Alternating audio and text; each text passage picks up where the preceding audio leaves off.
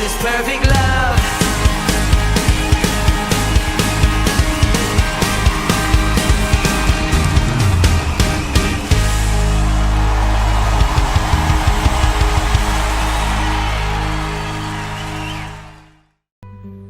Shalom Bapak Ibu Saudaraku yang terkasih di dalam Tuhan. Yesaya 1 ayat 1, demikian firman Tuhan. Penglihatan yang telah dilihat Yesaya bin Amos tentang Yehuda dan Yerusalem dalam zaman Uzia, Yotam, Ahaz, dan Hizkia, raja-raja Yehuda. Bapak Ibu yang terkasih, kita sudah pernah menyebutkan nama Nabi Yesaya pada pelayanannya yang mendukung reformasi pada perjalanan Raja Hizkia.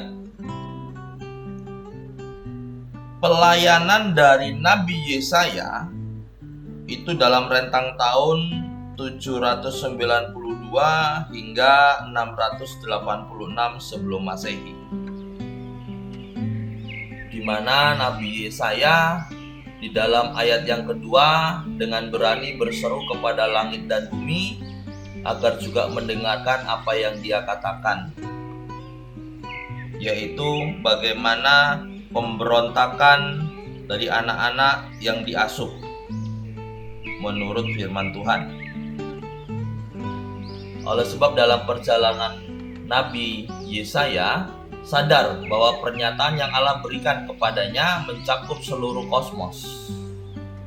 Sebab pada pasal akhir penglihatannya, yaitu memanggil bangsa Yehuda untuk kembali kepada Allah dan menceritakan tentang keselamatan dari Allah, yaitu melalui Mesias.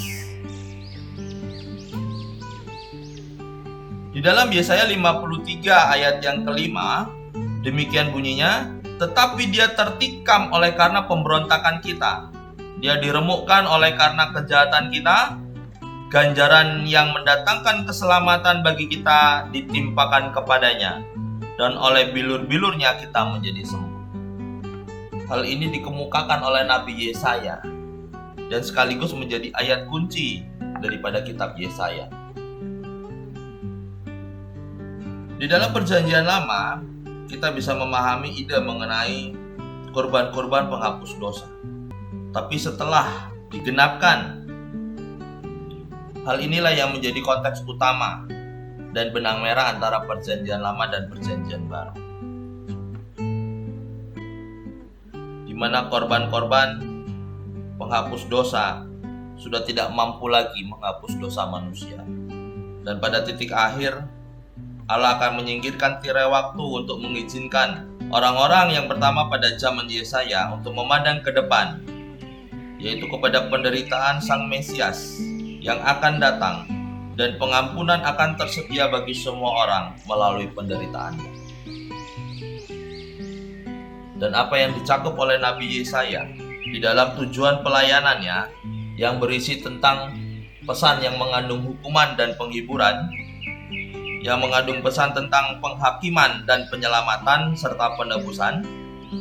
Dan sebelum pelayanan Yesaya berakhir, Yesaya menuliskan di dalam Yesaya 66 ayat yang ke-22, sebab sama seperti langit yang baru dan bumi yang baru yang akan kujadikan itu tetap tinggal di hadapanku. Demikianlah firman Tuhan, demikianlah keturunanmu dan namamu akan tetap tinggal. Pernyataan akhir mengenai penebusan dan penyelamatan atas manusia. Dan apa yang menjadi catatan Nabi Yesaya dalam Yesaya 66 begitu kontras dan begitu jelas, sehingga akan tampak bahwa setiap orang tentu ingin menjadi pengikut Allah oleh sebab adanya upah yang besar.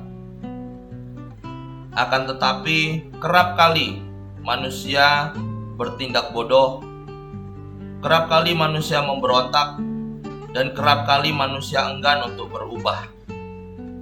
Seperti halnya bangsa Israel.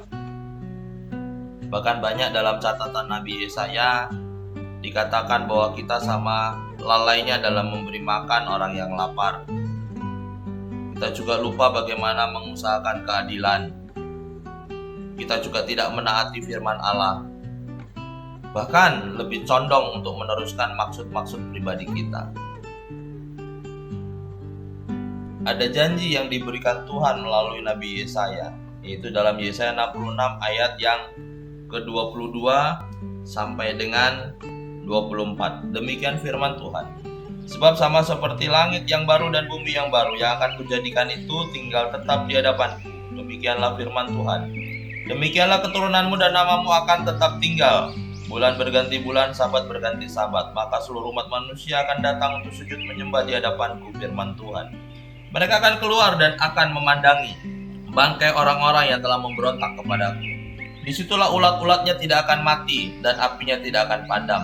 Maka semuanya akan menjadi kengerian bagi segala yang hidup.